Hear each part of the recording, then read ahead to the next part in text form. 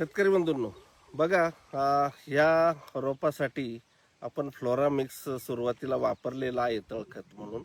याची कांडी पण तयार झालेली आहे आणि याचा मुळावा जर पाहिला तर फार मोठ्या प्रमाणात दिसतो आणि उंची पण बघा साधारणतः 1 फुटापर्यंत रोप वाढलेलं आहे. ह्या रोपाला टाकून आता 37 दिवस झालेले. सेम दिवशी टाकलेलं रोप आहे. चांगला रोप आला, मुळ्या चांगल्या आहे आणि हे खत वापरला आम्ही.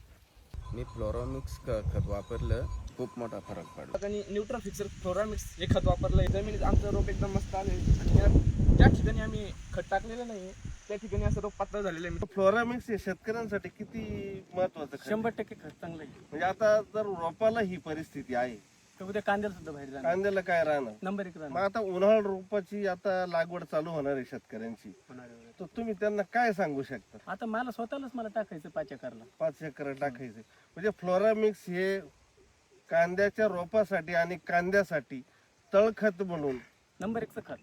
नंबर 1चं खत आहे. काय वाटतं तुम्हाला? नंबर 1चं खत डिपेंड झाला दोन्ही रोपांमध्ये. दोन्ही मध्ये खूप मोठा फरक आहे. धन्यवाद शेतकरी.